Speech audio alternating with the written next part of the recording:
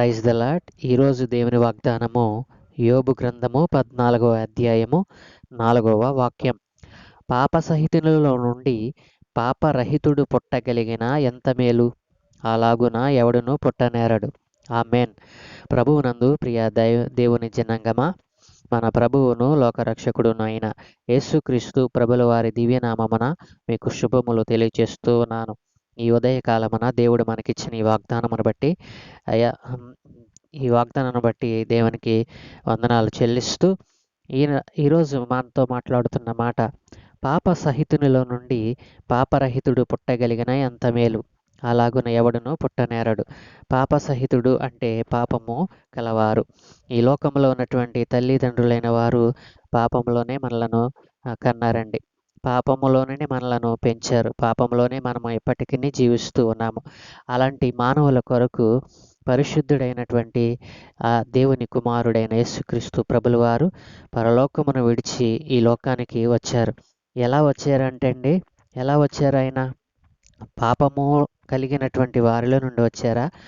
పాపము కలిగినటువంటి మానవుల నుండి వచ్చారా? ఆయన కన్యకైన మరియకు జన్మించారు. మరియకు జన్మించారు.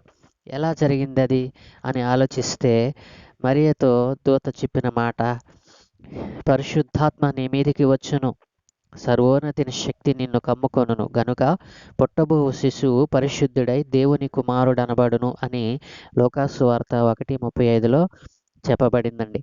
పరిశుద్ధాత్మ ఎప్పుడైతే కన్య అయిన మరియ మీదకి వచ్చిందో అప్పుడు సర్వోన్నతిని శక్తి కమ్ముకొనుట చేత ఆమె గర్భమును ధరించిందండి. కాబట్టి పాప సహితునిలో నుండి పాపరహితుడుగా దేవుడు ఆయన కుమారుడైన యేసుక్రీస్తు ప్రభుల వారిని భూమి మీదకు పంపించారండి. కాబట్టి ఒకసారి ఆలోచన చేయి, ఈ లోకంలో పాప సహితునిలో నుండి పాపరహితుడిగా పుట్టినవాడు ఎవరైనా ఉన్నారా? ఈ లోకంలో ఉన్నటువంటి 33 కోట్ల మంది నామాలలో ఎవరైనా ఉన్నారా? ఒకసారి ఆలోచన చేసి ఈ వాక్యాన్ని ధ్యానం చేయి. ఈ వాక్యం నీతోనే మాట్లాడుతుందేమో.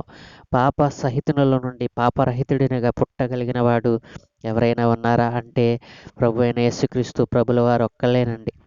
మరి ఎవరైనా ఉన్నారా? ఒకవేళ ఉంటే గనక నీవు ఆలోచన చేయి, వారు ఎంత పరిశుద్ధులు, వారిలో పాపముందా?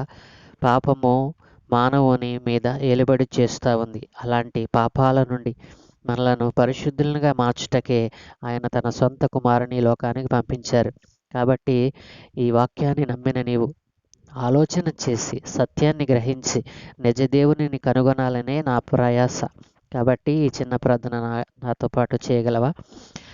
ప్రేమ కలిగిన తండ్రి, పరిశుద్ధుడా, పుట్టుకలో పరిశుద్ధత కలిగిన వాడా, నీకు స్తోత్రము నాయన.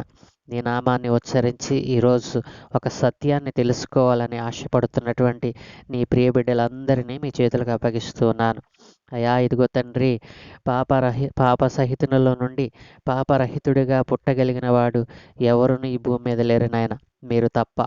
మీరు ఈ పాప సహితునిలో నుండే నాయన పాపరహితుడిగా పుట్టారని ఎవరైతే నమ్ముతూ ఉన్నారో ఈరోజు వారి జీవితాల్లో గొప్ప మేలును కలుగచేసి నీవే మహిమ, ఘనత, ప్రభావములు పొందుకోమని యేసు నామములో అడుగుచున్నాను తండ్రి. ఆమేన్, ఆమేన్, ఆమేన్.